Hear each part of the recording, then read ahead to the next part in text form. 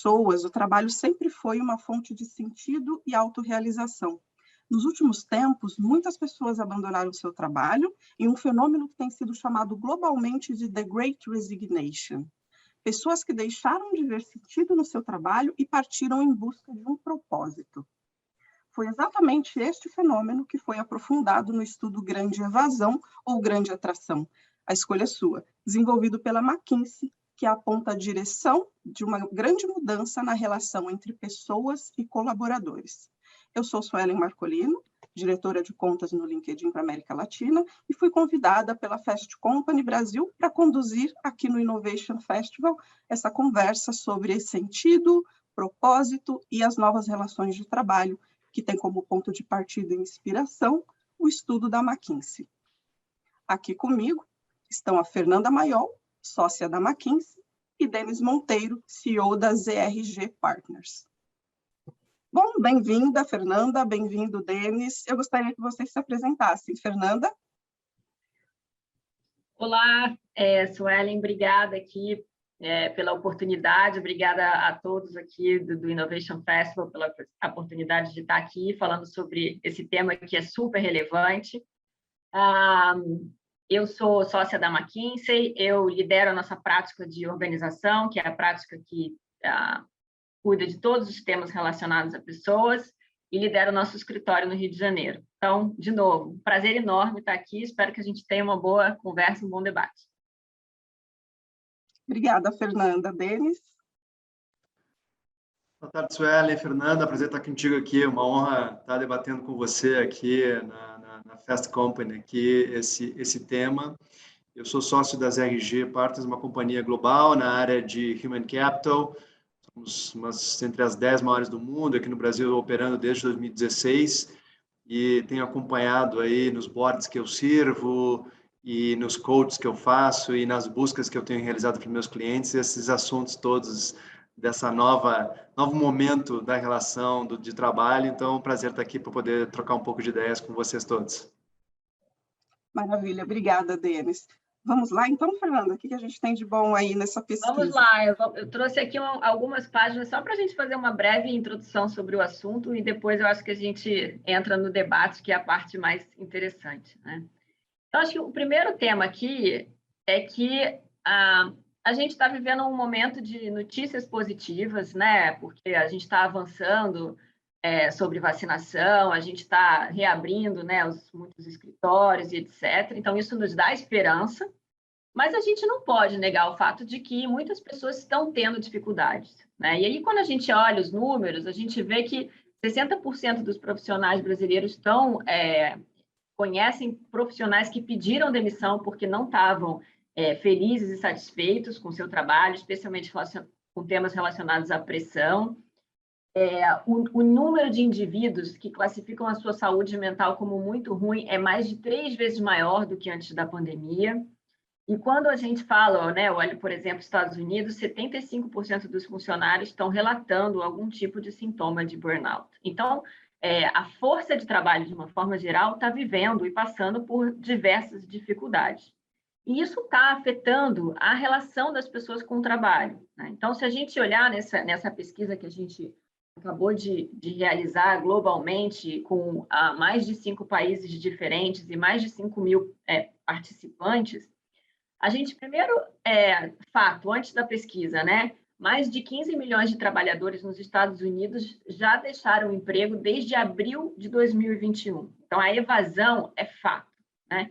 E aí, quando a gente foi, na nossa pesquisa, entender mais a fundo, né, como que as pessoas estavam pensando e etc., a gente vê que 40% dos funcionários desses países que a gente pesquisou afirmaram considerar, sim, deixar o seu emprego atual, né? Isso em diferentes setores e diferentes países, como eu falei anteriormente. Além disso, o que nos chama mais atenção é o fato de que isso pode piorar. Por quê? Porque os funcionários eles estão dispostos a se desligar mesmo sem ter outro emprego em vista, né? Então, se a gente olhar aqui os números que estão aqui na página, dos funcionários que se demitiram recentemente, 64% receberam uma oferta de outro emprego, mas 36% não têm outro emprego e se demitiram mesmo assim. E dos funcionários que têm, no mínimo, uma probabilidade moderada de se demitir nos próximos 3 a 6 meses, 64% pediria demissão mesmo sem ter um outro emprego. Então, o número é muito alarmante, né? E aí, são diversos fatores que acho que a gente pode explorar aqui na nossa conversa, né? Mas, além disso, mesmo os funcionários que hoje se dizem satisfeitos, eles estão abertos a um leque de possibilidades diferentes que não eram consideradas no passado. Então, o fato dele hoje dizer que está satisfeito não significa que ele vai permanecer satisfeito pelos próximos meses, né? Então, um dos temas que a gente observou é a possibilidade de você trabalhar remotamente, né? Então, algumas pessoas estão recebendo ofertas de empregos, né? A grande parte dessas ofertas que estão sendo feitas são para trabalhar remotamente em estados e cidades em que as pessoas não estão baseadas. Então, essa possibilidade, por exemplo, abre aqui um leque enorme de opções a serem consideradas para as pessoas que antes estavam totalmente fora de alcance, né?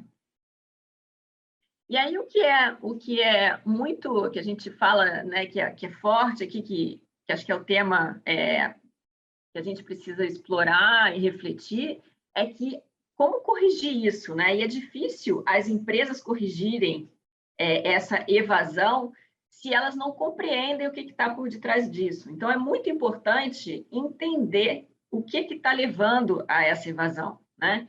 E aí, o que é interessante é que, na nossa pesquisa, a gente viu que os 3 principais fatores citados pelos funcionários como motivo para se desligarem seriam eles não se sentirem valorizados pela organização ou pelos seus gerentes, ou a falta de um senso de pertencimento no trabalho. E aí, muito interessante é que os funcionários são muito mais propensos a priorizar fatores relacionais, enquanto as empresas tendem a focar em fatores transacionais. Então, muitas empresas estão lidando com isso, eu vou melhorar o pacote de benefícios, eu vou aumentar o salário, eu vou promover.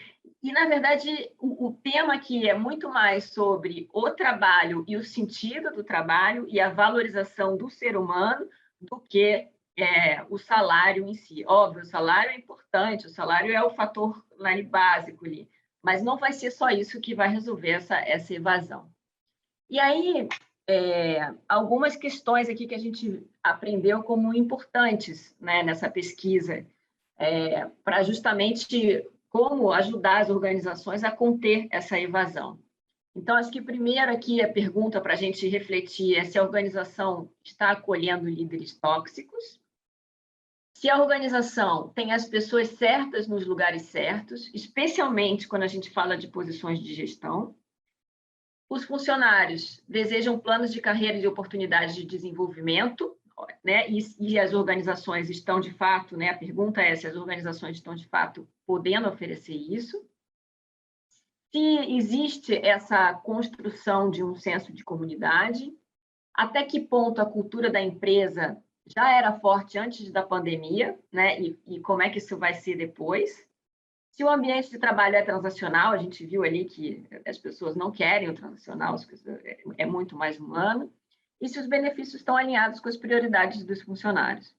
Então, assim, eu acho que eu vou terminar aqui a minha introdução com essa página, que eu acho que ela pode nos ajudar aqui na nossa reflexão e discussão para a gente construir em cima disso, tá bom? Obrigada, Fernanda. Eu acho interessante que a gente faz muitas pesquisas aqui no LinkedIn também, e elas apontam, as que falam sobre o futuro do trabalho, elas apontam muito para essa direção também, né? É a coisa do humano, né? De ser menos transacional e de cultivar muito mais aquilo que a gente, quando fala em futuro, sempre pensa no quanto a tecnologia está envolvida nisso. Está, o futuro é tecnológico, né? Mas o quanto a capacidade, as capacidades humanas, os soft skills humanos, né, vão ter um peso muito grande e justamente por conta do próprio desenvolvimento tecnológico, né? Então, acho que tem muito a ver com o que você trouxe aqui. E aí eu queria que você falasse um pouco melhor, Fernanda, sobre essa questão do propósito, né? Não é de hoje que as empresas falam em propósito, sobretudo quando a gente fala sobre essa geração mais nova, né? Em início de carreira, ou já nos primeiros anos de carreira, sobre ter um peso maior quando vai escolher uma companhia, enfim, até antes da pandemia, né, sobre a questão do propósito, o quanto eu me vejo, né, nessa marca, o quanto isso tem um significado para mim que vai além do que você trouxe do transacional, do quanto o salário, além do salário, né? Eu queria que você falasse um pouco mais também sobre essas diferenças, o que mais a pesquisa trouxe para a gente em relação a essa questão do senso de propósito. Legal, ótima pergunta, Suelen. Eu acho que a primeira coisa que a gente viu, que vai até além dessa pesquisa, é que a pandemia fez as pessoas refletirem sobre muitas coisas, né? Sobre todos os desafios. A gente está no momento em que a humanidade está desenvolvendo resiliência, está refletindo. E todas essas questões relacionadas a temas humanos, elas ganharam mais relevância. Então, por exemplo, ESG é um tema que todo mundo agora está falando muito. O S passou a ser muito mais na cabeça, né, na pesquisa que a gente fez e para os empresários, o S passou a ser mais relevante do que era antes da pandemia. Então, assim, o propósito é algo que as pessoas estão esperando, e mesmo quando você fala de ESG, que é uma questão olhando para fora, para investidores, etc., também já existe uma expectativa de se aumentarem os esforços em relação ao S. Acho que outro tema é o fato de que, quando a gente olha para organizações que se destacaram durante a crise, para as organizações que conseguiram, mesmo diante de todos os desafios, crescer ou superar o mercado, o que a gente vê é que todas elas foram muito agressivas em relação a seu propósito, em relação a, de fato, deixar muito claro qual é o propósito da organização, qual é o propósito, e conectar isso com o trabalho das pessoas, né? Então, isso também é outro fato que contribui e reforça. E o terceiro que eu traí aqui, você já falou, Suelen, que é as expectativas das novas gerações. Então, a expectativa das novas gerações faz com que, de fato, esse tema ganhe maior relevância, sim. Isso a gente já vê e está em todos os estudos. Legal, e aí eu queria ver com você, Dani. Uma coisa é as pesquisas trazerem esses dados, né? A gente falar de uma certa forma de uma tendência que já vem acontecendo, mas do ponto de vista das companhias, né? É uma coisa que você sente que as empresas estão de fato sabendo utilizar essa questão do propósito para atrair e para reter talentos hoje? Suelen, Fernanda, obrigado, né, pela oportunidade de estar aqui discutindo esse assunto novamente. Eu acho que tem algumas coisas assim que eu acho que vale a pena comentar.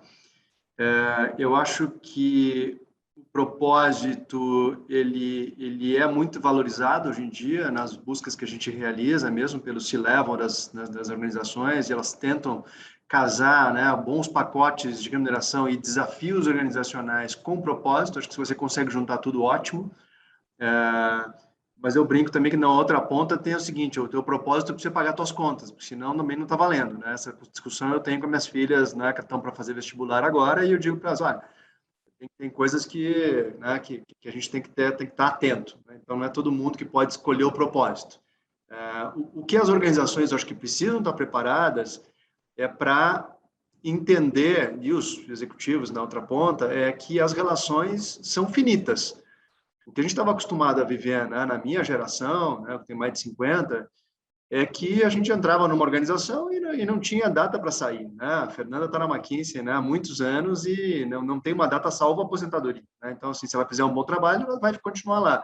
O que essa turma tem visto hoje em dia, as empresas têm que estar preparadas para isso, é que as relações de trabalho, elas são mais por projetos, por legados que as pessoas conseguem deixar, do que por tempo de serviço. O que leva a uma reflexão pelo lado da organização de que, será que eu invisto nesta pessoa? Quem são os profissionais que eu devo investir?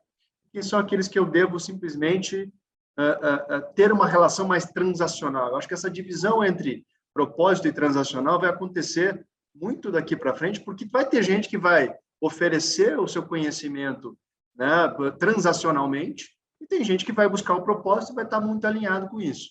Acho que a grande dificuldade das organizações é ter a capacidade de entender o indivíduo por trás daquela função que ele está exercendo. Eu acho que esse é o grande pulo do gato para as organizações e que é muito difícil. Você pega organizações com milhares de profissionais, como é que ela vai entender qual é a demanda da Suelen versus da Fernanda versus do Denis? Nós estamos os três na mesma posição, eventualmente, e cada um de nós pensa uma coisa, está num ciclo de vida diferente, tem demandas familiares diferentes, né, de tempo, de flexibilidade, de work-life balance. Então, assim, acho que é a grande descoberta para as organizações e o grande problema que elas estão encarando é que elas estão saindo de um modelo comando-controle por castas, ou seja, por níveis, para tentar entender o indivíduo de maneira personalizada. Eu acho que esse é um assunto que vai ganhar força daqui para frente com toda a inteligência artificial, algoritmos, etc., que eu acho que o mundo vai precisar entender, de fato, quem são os indivíduos por trás, né, dos seus crachás. Sim, de fato. E eu tenho enquanto a Fernanda estava fazendo a apresentação, né, e falando da questão das empresas saberem os porquês, e você trouxe isso na sua resposta agora, né, Denis? O porquê daquele funcionário, por exemplo, não trabalhar mais para a companhia, ou querer deixar a companhia, entender um pouco da pessoa. Às vezes o colaborador passa anos, né, dentro da companhia, e a companhia, de fato, não consegue entender esses porquês. O que move essa pessoa a estar ali, né? E mais ainda, que foi um ponto que está conectado com o que a Fernanda trouxe, o porquê que ele sai, o porquê que de um dia para o outro, bem entre aspas, né? Porque ninguém toma uma decisão séria assim de um dia para o outro. Mas por que ele deixa a companhia? Então, a pesquisa deixou isso muito claro, né? Que é importante as companhias saberem por que esse colaborador, essa colaboradora deixa a empresa. E a gente nota que tende a existir, obviamente, todo um cuidado aí em relação à atração, né, de talentos, mas que essa preocupação ela não se mantém quando o colaborador deixa a empresa, né? E a empresa pode estar perdendo aí muita informação preciosa nisso. E aí eu queria saber de vocês, né? Eu queria que vocês comentassem sobre a importância de a empresa estar atenta justamente a esse momento de desligamento. O que eu vejo, assim, desde o início da pandemia, ficou muito fácil acessar candidatos e conversar com eles, porque eles estão em casa, eles não precisam nem se deslocar para vir no meu escritório. Antigamente, levavam 3 horas, né, para fazer esse processo, né? 1 hora para se deslocar em São Paulo, 1 hora de entrevista no mínimo e 1 hora para voltar para onde foi. Então, assim, era um investimento de tempo, energia e desgaste para todos os lados. Como a gente está falando com as pessoas, geralmente, esses últimos meses em casa, está muito fácil de entender o que está acontecendo com esses executivos. E a gente nota um desgaste de muitos deles nesse período, porque passaram muito tempo. Eu contratei vários executivos para sentar em cadeiras, né, importantes no mercado e que nunca tiveram reuniões presenciais nas suas empresas. Né? Então, assim, esses tomaram o risco de se mudar no meio dessa pandemia e estão fazendo o possível para se adaptar nesse mundo virtual que a gente vive hoje. Agora, eu não acredito que moving forward, né, andando, né, perspectivamente para 22, as empresas continuem fazendo isso de maneira 100% virtual, porque isso faz com que elas deixem de ter um sentimento de pertencimento, né, que é uma coisa que a Fernanda também, né, coloca na pesquisa dela como dos resultados. As pessoas estão nas organizações porque sentem que pertencem a ela por uma razão, né? Por uma questão mais de cultura do que de atividades. Então, assim, é muito fácil eu botar um logo da XPTO aqui atrás, ou XPTY, XPTO, né, de novo aqui, porque é fácil, se eu estou sentado na minha casa, eu trocar de companhia. Agora, quando você está lá, você convive, você, né, vê a maneira com que essa empresa opera, você segue comportamentos, né? People follow behaviors, e não aquilo que está escrito, né, nos manuais e etc. Então, é muito importante olhando para frente, as empresas se preocuparem com esse retorno ao trabalho para que isso crie de volta, né, ou restabeleça esse senso de pertencimento das companhias, né, Fernanda? Concordo, Denis, concordo. Eu complementando o que você falou, que acho que faz total sentido, eu acho, e você tocou, né? Tem um tema, tem algumas tendências que estão influenciando esse futuro do trabalho, né? Uma que você fala, a conectividade. É muito mais fácil as pessoas se conectarem, né? Então, há alguns anos atrás, a gente falava que existiam 6 graus, né, entre as pessoas na Terra. Isso reduziu para 2. Então, conectar rápido, o exemplo que você falou, é muito mais fácil ter acesso a um executivo hoje. Então, isso muda a relação de trabalho, né? A outra coisa é a questão de você, automação, né? Então, assim, o acesso à tecnologia que você trouxe, a Sueli, logo no começo, isso também muda as relações de trabalho, né? Você tem plataformas de analytics, você consegue escalonar coisas que você nem pensava que conseguiria antes. Então, assim, você que trabalhou num local a vida toda, mas que agora está lá e pode trabalhar em um outro que te permite escalonar coisas numa velocidade que você nunca imaginava, é muito atrativo para o ser humano, né? A outra coisa que a gente vê é, a gente fala, são os custos de transação. Hoje, os custos de transação, especialmente os financeiros, eles reduziram muito.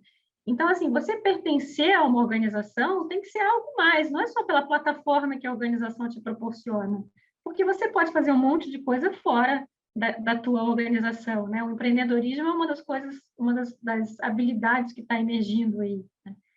E o quarto é o que a gente falou aqui no começo, que as expectativas das pessoas mudaram, seja porque as novas gerações têm expectativas diferentes, mas porque todo mundo viveu um momento que, assim, é parte agora da história da humanidade e se questiona sobre um monte de coisa. Então, esses questionamentos vão fazer parte, já são parte das relações de trabalho, né?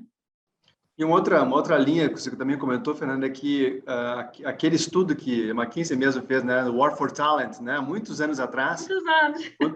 Quando você pega hoje, você tem profissionais prestando serviços de fato sem precisar se relocar, né? Nos Estados Unidos era muito comum as pessoas se relocarem.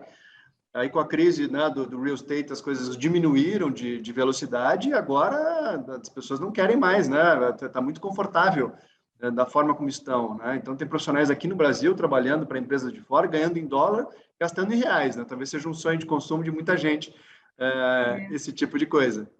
Ou mesmo nem fazendo parte de nenhuma organização, porque eles conseguem, com toda essa parte da gig economy, tudo isso, eu só vou fazer parte de uma organização se isso tiver um sentido maior, porque isso é uma tendência muito forte na Europa e Estados Unidos, ainda não é tão forte no Brasil, mas muitas pessoas preferem não fazer parte de uma organização e trabalhar de forma independente, porque tem mais flexibilidade, porque elas vão trabalhar nas coisas que querem, não seguem as regras da organização. Então, isso também é exatamente o que você está falando, né? O que eu tenho visto muito na Inglaterra e até nos Estados Unidos algumas funções muito disputadas, como CTO ou CDO, né, o Technology Officer ou Digital Officer. Alguns profissionais optarem por trabalhar para 5 empresas, um dia para cada uma, né, menores e mais ágeis e com mais upsides, eventualmente até financeiros, porque, né, trabalhar para uma delas não cobre o salário que ele tinha antes, mas então ele tem flexibilidade, ele tem diversidade de assuntos e ele tem um upside possível, né, trabalhando para 4 ou 5 empresas num estágio diferente de organização. Então, acho que a nova forma de trabalho, né, curiosamente, a nova forma de trabalho está mais parecido com o mundo da tecnologia do que com outras coisas. E aí, como é que fica, então, Denis, a questão dessa construção dessa marca empregadora para essa companhia, né? Então, a gente está vendo aí novos modelos surgindo, essas relações de trabalho que vão se modificando, né? Até em função da própria pandemia. Como é que fica essa construção dessa marca empregadora? Ou seja, o que eu, como companhia, vou vender? Como é que eu vendo, a partir de agora, esses novos modelos aí para atrair esses candidatos? Como é que fica essa marca empregadora? Tem um espaço, né, um passo antes do vender é ser. Eu acho que as organizações precisam, de fato, se revisitar os seus aspectos e entender o que elas são, para que não entre nos modismos, né? A Fernanda falou do ESG, que é um grande, as empresas saem correndo para endereçar temas de diversidade, temas sociais, tema de Amazônia, carbono free, sei lá o que essas empresas, né, tendem a correr com movimentos mais marqueteiros do que, de fato, aquilo está dentro do DNA. Não é à toa que a gente tem feito trabalhos grandes ao redor do mundo de transformação cultural. As empresas precisam parar e entender que são as suas estratégias, aí chama lá a McKinsey para ajudar nesse processo, e depois entender qual é a cultura que dá sustentação para essa estratégia. E aí entender quem são as pessoas que estão alinhadas com essas duas questões. Então, acho que tem todo um repensar das empresas que se faz necessário, e não é à toa que os Chief Transformation Officers são tão requeridos no mercado, aquela pessoa que, de fato, vai ajudar a organização a parar, a pensar, para ver como é que ela atrai as pessoas corretas e por quanto tempo elas ficam e como é que eu me relaciono com elas na medida com que elas têm as suas demandas individuais. Eu acho que esse é um tema super importante de entender. E eu acho mais complexo ainda, porque a gente vem de um século, que é o século XX, que é o século que a gente brinca, que é o dos engenheiros, que é da eficiência, da escala, do crescimento, da matemática, etc. E o século XXI está com mais cara do, desculpa chamar para o meu lado aqui a sardinha, porque eu sou psicólogo, mas está lá mais para o lado dos psicólogos, porque quem vai entender do ser humano e das organizações por um lado mais da cultura do que da eficiência. Então, acho que tem alguns desafios aí, porque a gente não tem líderes formados para pensar no indivíduo. Olhando por esse ponto que você trouxe agora, a partir da liderança. A gente entende, então, que a cultura ela vai ser precisa, a própria pesquisa traz isso, ela precisa ser muito real e ela vai mudar, Mas, em relação a essas habilidades comportamentais que essa nova liderança vai precisar, A Fernanda trouxe um pouquinho disso também, nesses soft skills, Como é que você vê isso, Denis e Fernanda também, dessas habilidades comportamentais aí que serão indispensáveis para essa liderança a partir de agora, para lidar com todo esse ambiente híbrido, que, ao que tudo indica, vai permanecer por um bom tempo, como tendência? O primeiro tema que a gente viu em pesquisa também é a importância da adaptabilidade e da liderança inspiradora. Então, essas duas competências vão ser fundamentais e têm se mostrado fundamentais para conseguir, para que os líderes consigam liderar as suas organizações nesses momentos que a gente está passando aqui de muita dificuldade. E o papel do líder, ele tem que evoluir muito do direcionador para o habilitador, que a gente fala, Então, esse modelo de comando e controle, onde o líder diz para os seus subordinados o que tem que fazer, isso precisa mudar. E tem que ser muito mais o líder que vai... ele vai ser um coach das pessoas, ele tem que ser um visionário para gerar essa inspiração que a gente está falando aqui, e ele tem que ser um habilitador. Então, assim, tentando resumir aqui em poucas palavras, eu acho que ele é um coach para conseguir fazer a equipe dele florescer, ele é visionário para inspirar essa equipe a atingir coisas que ninguém imagina. Isso é um super desafio, porque ele vai ter que se desafiar também a enxergar a organização dele de uma forma diferente, sem limites que ele sempre foi doutrinado para ter. E ele tem que ser um habilitador. Então, ao invés de resolver as coisas, ele precisa tirar os impedimentos para que o resto do time possa resolver, possa ser, de fato, empoderado e conseguir trazer toda essa questão de inovação, do pensar diferente, que a gente vê que é importante e fundamental para o futuro. E aí você adiciona uma capa e ele sai super-homem e super-mulher voando, Porque assim, é tão difícil reunir essas três coisas assim, no dia a dia que é complexo, porque a gente vê isso nessa discussão de quem são as pessoas que a gente gostaria como líderes versus aquelas pessoas que, de fato, a gente consegue ter no dia a dia pelo salário que a gente consegue oferecer. Tem toda uma composição nisso. E tem momentos organizacionais distintos também, Você não está para pensar em ser um líder, eventualmente coach, no momento que você está com a empresa para quebrar em 2 semanas e você não tem dinheiro. Aí você tem que direcionar, Então, seja que tem momentos de cada empresa, de cada segmento, que você precisa de uma competência mais forte ou outra. Então, acho que nas condições normais, no mundo do crescimento, que é onde a gente atua mais, essas habilidades que a Fernanda destacou, de fato, são aquelas onde está todo mundo atento. Mais uma, eu diria, que eu acho que demonstra maturidade, que é demonstrar vulnerabilidade. Porque o comando e controle é aquele onde você dá ordem, a pessoa nem retruca, não tem um diálogo, né? Mas quando você diz o seguinte, olha, o que a gente deveria fazer nessa situação? Olha, não sei, vamos construir juntos, vamos pensar, vamos discutir. Então, ser vulnerável e demonstrar que você não sabe tudo é uma dificuldade do mundo corporativo também, né? Porque os super CEOs, super executivos, etc., eles têm uma tendência a ter as respostas, são treinados, né? Foram treinados a ter respostas. E então eu acho que isso é uma evolução do mundo, né? Do ser humano mais do que do executivo, né? Eu acho que o ser humano precisa desenvolver esse grupo de habilidades para que consiga se desenvolver nessa jornada. Dizem que a gente só consegue ser um bom líder depois que a gente tem pais adolescentes, filhos adolescentes, né? Porque você não manda mais neles, né? Você precisa engajá-los em algumas coisas, né, para ver se eles evoluem. Então, eu de fato, tô talvez chegando nessa posição aí, porque minhas filhas têm 17, 16, eu estou chegando nesse momento aí. Acho que um ponto importante, né, que realmente talvez seja, a gente está falando aí de uma mudança de estilo de liderança como nunca a gente viveu, né, assim, e isso tem que acontecer de fora para dentro, de dentro para fora. Então, tem cada executivo, não é uma coisa, não vai ser só o treinamento que ele vai receber, ou que ela vai receber, que vai conseguir fazer uma mudança dessa magnitude.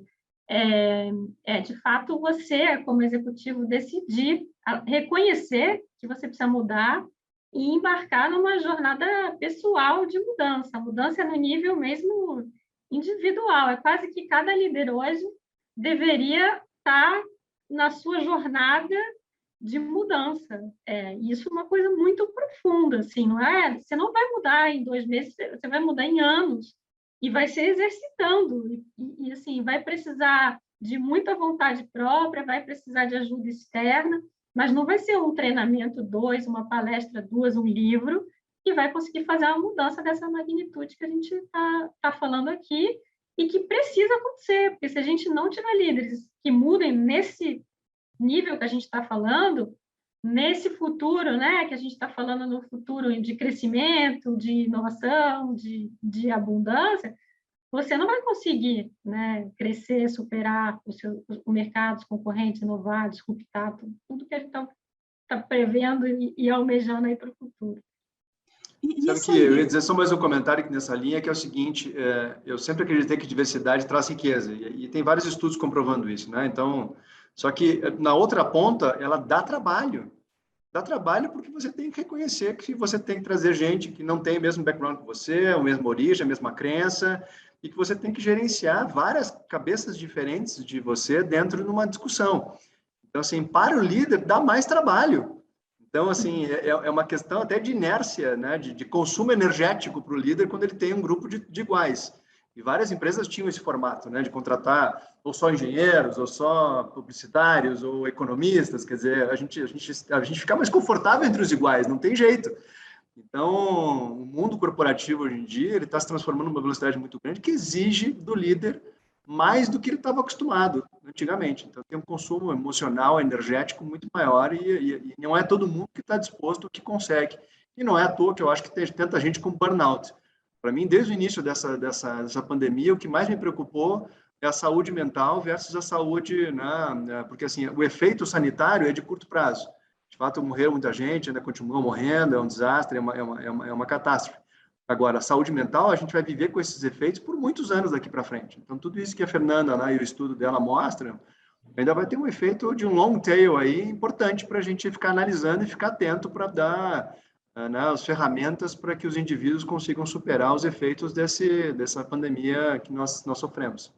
Sim, um ponto que eu queria trazer para vocês, né, o quanto hoje, por mais que a gente, né, a gente está falando de uma pesquisa que, de uma certa forma, vem acontecendo, né, algumas mudanças que a Fernanda mencionou, elas já estão aí, a gente já consegue enxergar alguma coisa, né, então não é algo não é um futuro tão distante, né, é algo que já tá aí, mas o quanto a gente mesmo, né, como companhia, o quanto a gente está preparada para propiciar um ambiente, né, um ecossistema que acolha tudo isso e que consiga fazer com que a gente tire do papel o que é preciso, por exemplo, para formar essa liderança que você trouxe, Denis, que seria o que tem a capa mágica, né? Com essas soft skills todas que a Fernanda trouxe. Então, eu queria que vocês comentassem um pouco disso, agora falando um pouco até da perspectiva de vocês, né? O que vocês acham que esses ecossistemas ainda precisam desenvolver para que essa realidade, ela consiga, essa nova realidade, né, ela consiga abraçar essa necessidade, né, que as pessoas têm de conseguirem ter um espaço para desenvolver mais esse pertencimento, né? Porque pertencimento ela precisa ter, é uma via de mão dupla, né? Ela precisa ter esse espaço e essa condição, de um lado, a empresa precisa dar esse espaço também e prover algumas coisas para que isso aconteça, e de outro lado, também, em contrapartida, para gerar esse reconhecimento e que esse colaborador consiga também retribuir e se sentir, no final das contas, pertencente àquele lugar, né? Então, da perspectiva de vocês, o quanto a gente ainda precisa caminhar para fazer com que tudo isso que a Fernanda trouxe, né, desses soft skills todos, dessas características todas do líder de capa que o Denis falou, o que a gente precisa ainda desenvolver para tornar isso uma realidade? É uma pergunta difícil, gente. A pergunta de $1 milhão de dólares. Vai, Fernanda. Comenta aí, Fernanda. Acho que a primeira coisa, reconhecer que não tem bala de prata, né? E talvez não, vão ser diferentes elementos que vão ser combinados. Uma forma mais simplista, mas tentar explicar um pouco como pensar sobre isso, é tentar responder 3 perguntas, né? Quem somos, como operamos e como crescemos. O quem somos está muito relacionado à cultura, a propósito, a razão de existência da empresa. Então, isso tem que estar muito claro para a empresa e para os funcionários. E tem que ser, como o Denis falou, de verdade. Não adianta eu escrever no papel se não está no coração das pessoas. Então, assim, tem que ser profundo, né? O segundo é como operamos. Como operamos, ele está relacionado a como as pessoas desempenham o seu trabalho. Não pode ser puramente transacional. O trabalho, ele precisa ter um modelo ágil, ele precisa que as decisões sejam tomadas, ele precisa de uma organização que se sinta empoderada e de uma organização que valorize talento. E no futuro, quando tudo isso, a crise passar, né, e a gente vai retomar o crescimento, etc., o talento, e alguns países já fora do Brasil, o talento é mais escasso do que o capital. E assim, capital financeiro. Mesmo para algumas especialidades no Brasil, hoje isso já é fato. Então, olhar o talento com esse olhar de recurso mais escasso da organização e tratá-lo como algo muito especial é importante. Aí entra o tema da diversidade, né? Então, como eu desenvolvo as pessoas e que conjunto de pessoas eu vou trazer? Como eu faço elas se sentirem pertencendo e junto daquele propósito? E o terceiro é como crescemos. O crescemos, ele tem a ver com eu ter a plataforma de tecnologia, eu estar conectado a um ecossistema que permite que eu enxergue coisas que estão fora até do meu olhar como organização. E ele tem um tema muito importante, que é o aprendizado. Numa sociedade que muda, né, num mundo que está mudando tão rápido, cada pessoa precisa ter dentro dela essa cultura de aprendizado. As organizações precisam disso, porque o ser humano vai precisar se reinventar muitas vezes. A gente está falando, poxa, esse líder super-herói, esse líder não vai virar super-herói, ou o melhor que ele consegue ser, se ele não tiver essa vontade de aprender constantemente. Então, esse tema, né, de como aprender e estar pensando sempre nisso, vai ser muito importante nas organizações para o futuro. Então, quem somos, como operamos e como crescemos. Resumindo aqui. Muito, muito fácil, muito simples. E é uma jornada que a gente provavelmente vai ter essa geração, né, nossa, talvez já consiga atingir, mas na média a gente pode viver até 100 anos. E como é que a gente organiza isso ao longo do tempo? Sabendo que a gente tem várias possibilidades de carreira, projetos e se manter, né, com saúde e emocionalmente equilibrado para viver essa quantidade de anos numa organização ou prestando algum serviço no futuro. Então, acho que tem um dilema aí que é importante para que hoje, na média, né, você pega o C-level das organizações, está na média dos 50 anos, talvez 50 plus, os empreendedores menos, mas assim, nas grandes corporações tendem a ter um nível desse tipo, que é essa turma que foi criada no comando e controle, como a gente estava discutindo antes. Como é que essa turma se reinventa para a próxima, ou fica obsoleto, né? Eu sempre digo que os executivos têm que se cuidar muito para que não fiquem obsoletos ou irrelevantes para as suas organizações e para os seus liderados, porque nessa hora eles votam com os pés, né? Como eles dizem, né? Eles saem pelo elevador, os teus ativos mais preciosos, que são os teus talentos, saem pelo elevador e não voltam no dia seguinte. Então, eu acho que essa questão do aprendizado e da evolução tem que ser uma constante na agenda de todo mundo, né? Tanto da organização quanto dos profissionais que lá trabalham. Então, Denis, me chamou a atenção esse percentual de pessoas na pesquisa que deixaram o trabalho atual e que, mesmo sem ter um outro em vista, né? Um percentual que está aí na casa dos 40%. Então, como é que, na sua visão, né, as empresas devem se preparar para esse novo normal, ou seja, esse turnover altíssimo que se prevê nos próximos meses? Nos próximos meses vai ter muita mudança, porque aquelas pessoas, inclusive, que ficaram onde estavam por uma aversão ao risco, à medida que as coisas vão voltando ao normal, elas vão buscar alternativas. Né? E alternativas, inclusive, é o que a Fernanda trouxe no início da conversa, com alternativa às empresas e aos líderes. Tem muito líder tóxico que, neste momento, ele foi mais transacional com suas equipes, e essas equipes vão dar o troco na medida que elas tiverem uma oportunidade. Elas vão buscar uma relação de empatia, de pertencimento numa outra organização. Então, acho que o que dá para esperar é que esse turnover vai continuar, se não acelerar, nos próximos meses, na medida que o mundo começa a entrar no seu ritmo normal. Obrigada, Fernanda Maiol, Denis Monteiro. Espero que para vocês tenha sido bastante proveitoso e que vocês possam acessar essa pesquisa que está interessantíssima posteriormente. Obrigada a todos e todas.